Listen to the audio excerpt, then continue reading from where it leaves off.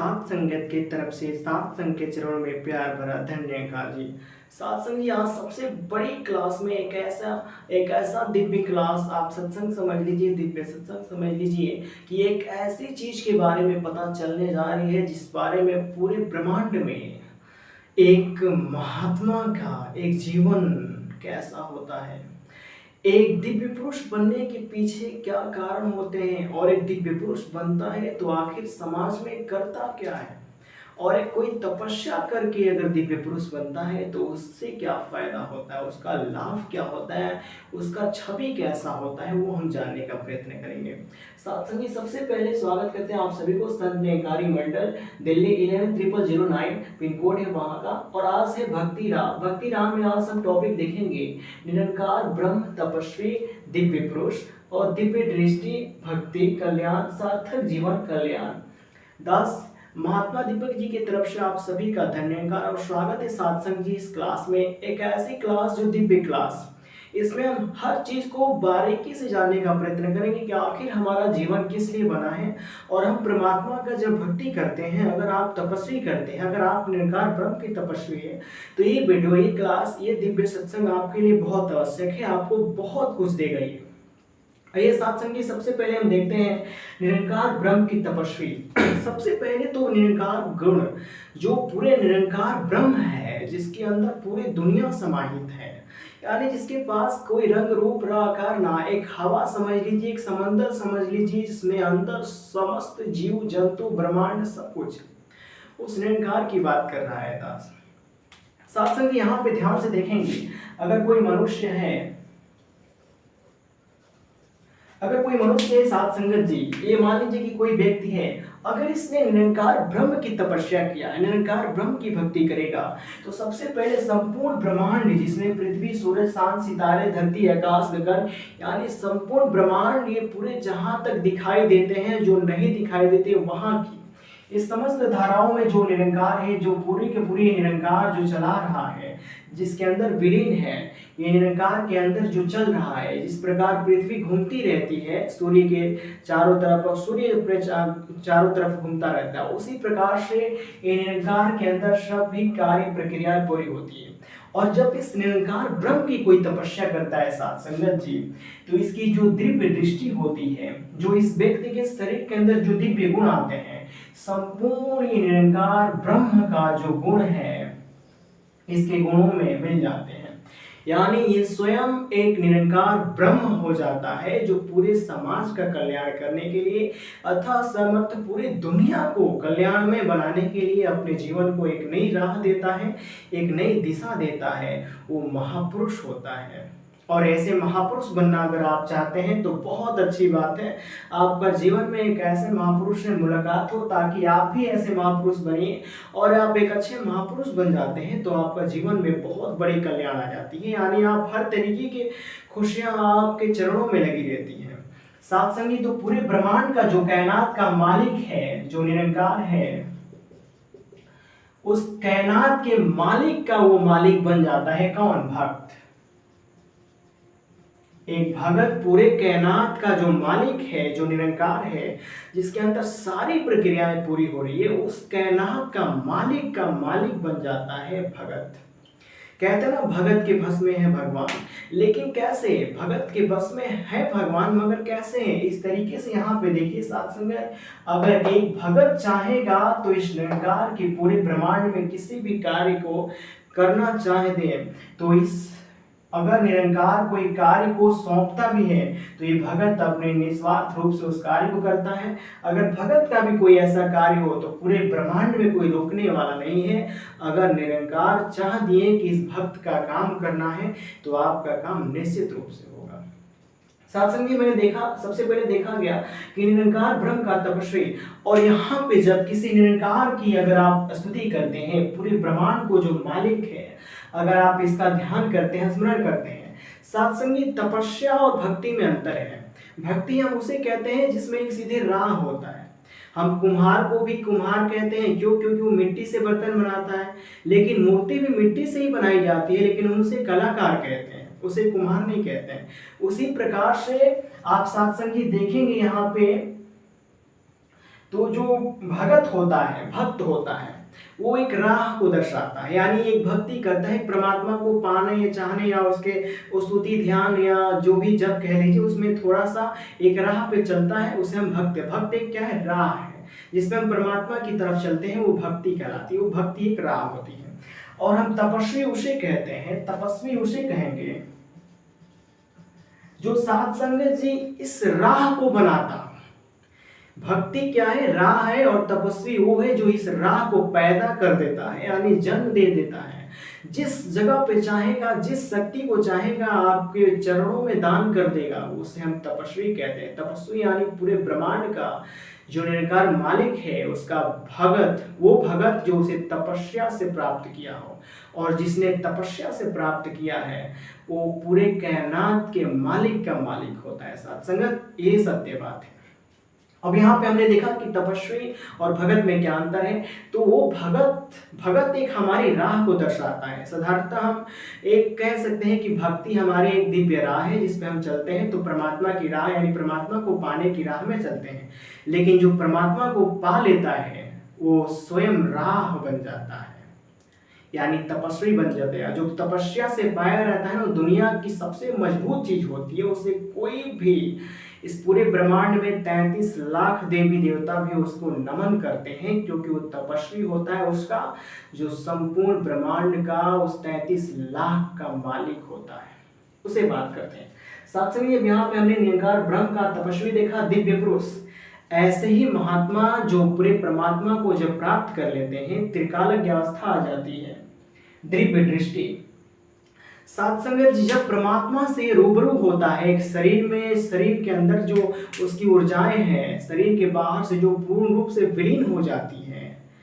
जिस प्रकार पानी में हम चीनी को डालकर घोलते हैं या चाय बनाते हैं, तो उसमें सारा मटेरियल मिक्स हो जाता है, यानी पानी में जब चीनी डालते हैं तो मिक्स हो जाता है, दिखाई नहीं देता है। उसी प्रकार से जब तपस्या करता है ना कोई, तो पूरा का पूरा ये ऊर्जा उसका मिक्स हो जाता है, निरंकार का जो ऊर्जा है ना उसमें पूरा मिक्स हो जाएगा। और पूरा जब ऊर्जा मिक्स हो जाएगा उसमें, तो उसको सिर्फ यही महसूस होगा कि जहाँ पे वो पूरा क्या है, पूरा उसका सिर्फ शरीर के अंदर ही नहीं है, पूरे शरीर के बाहर भी है, ऐसा लगेगा उसको। यानी संपूर्ण ब्रह्मांड में अपने आप को जब देखने लगता है, हर जगह वही दिखाई देता है कि वो स्वयं ही वही है। यानी स्वयं की जब आत्मीय ज्ञान हो जाती है और पूरे ब्रह्मांड में उस निरंकार को जब देखता है, तो उसे हम दिव्य दृष्टि वाले कहते हैं। उसके पास एक दिव्य दृष्टि आ जाती है, तीसरी नेत्र जिसे कहते हैं। और ये तभी आती है जब महापुरुषों संतों के आप पे कृपा बरसेगी और आप एक अच्छे भगत यानी तपस्या करेंगे, और आपके ऊपर जब किसी महात्मा का हाथ रहेगा, सर पे सदा हाथ रहेगा, तो आप जरूर दिव्य दृष्टि प्राप्त कर सकते हैं।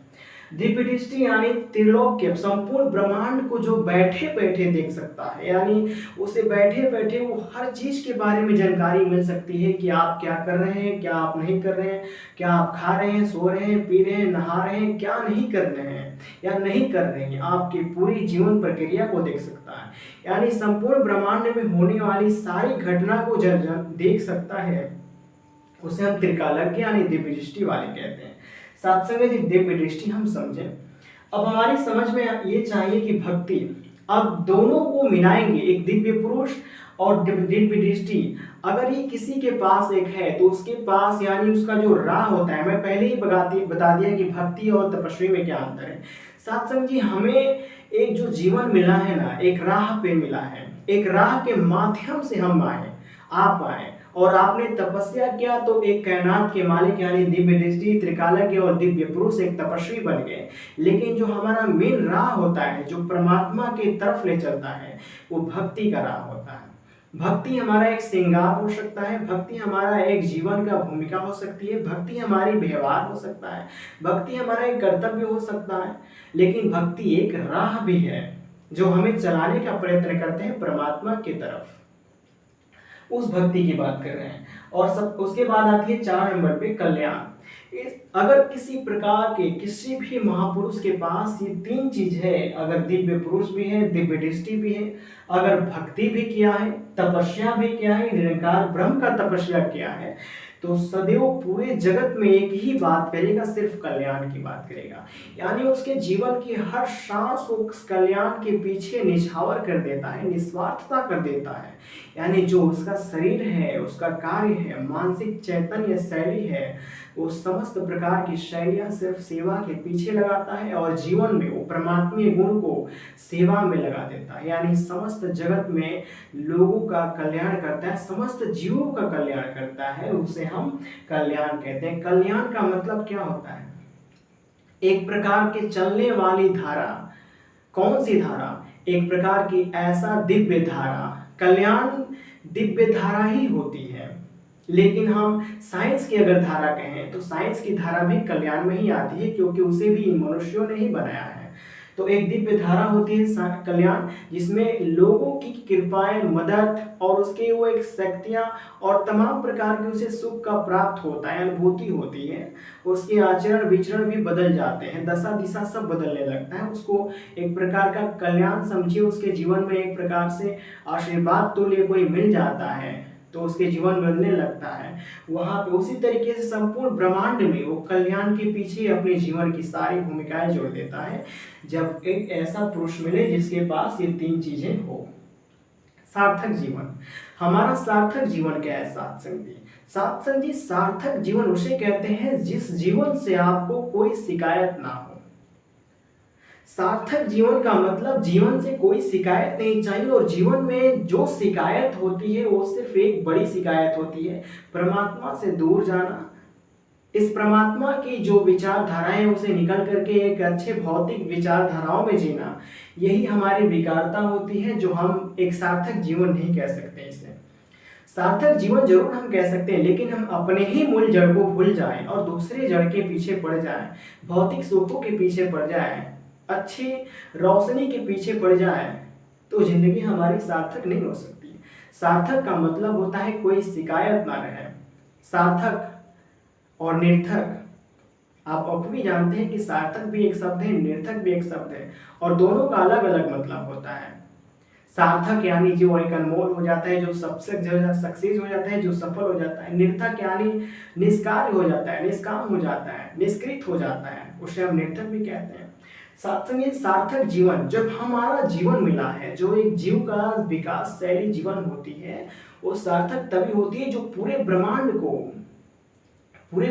को चलाने वाला जो है परमात्मा निगुण निरंकार है, उसको स्तुति कर, उसके ध्यान कर, उसको प्राप्त कर लेना ही सबसे बड़ा कला और सबसे बड़ा सार्थक जीवन है। सार्थक जीवन उसे ही कहा जा सकता है जब आप एक तपस्या, एक भक्ति की राह पे चले और एक सही जीवन की एक कल्पना तो नहीं कह सकते, लेकिन ये कह सकते हैं कि सही जीवन का दृश्य आपके पास रहे। यानी दृश्य यानी एक सही भविष्य रहे आपके पास, एक जीवन रहे, और उस जीवन में अच्छे व्यक्तित्व रहे, आपकी आचरण रहे, आपकी अनमोलता रहे, आपकी महत्वता रहे। आत्मज्ञानी होना चाहिए, आप तत्वज्ञानी होने चाहिए। तत्वज्ञानी और आत्मज्ञानी में, आत्मज्ञानी मतलब आंतरिक आत्मज्ञानी को होते हैं, तत्वज्ञानी यानी उसी तत्व के बारे में जब हम बाहर से ज्ञान प्राप्त करते हैं उसे तत्वज्ञानी कहते हैं।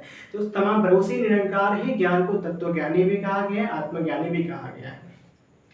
सार्थक जीवन के बाद आता है सत्संगत हमारा, कि आखिर ये सार्थक जीवन जब मिल जाता है, सार्थक जीवन जब हम परमात्मा को पा लेते हैं, जब दिव्य दृष्टि आ गई आपके पास, भक्ति है, आप दिव्य पुरुष हैं और आपके पास कल्याण भी कर रहे हैं, तो आपका जीवन सार्थक है। अगर इन चारों को मिला करके देखें तो आपका जीवन सार्थक हो जाता है। उसके बाद आता है सत्संगत जी। इस सार्थक जीवन के बाद सत्संगत जी एक और कल्याण होता है। ये कल्याण और इस कल्याण में मैं फर्क बता देता हूँ। ये कल्याण बताया हूँ जो जीवन की कल्याण के बारे में, उसे एक सोच के बारे में बताया है, लेकिन ये वाला जो कल्याण है ये परमात्मा कल्याण है।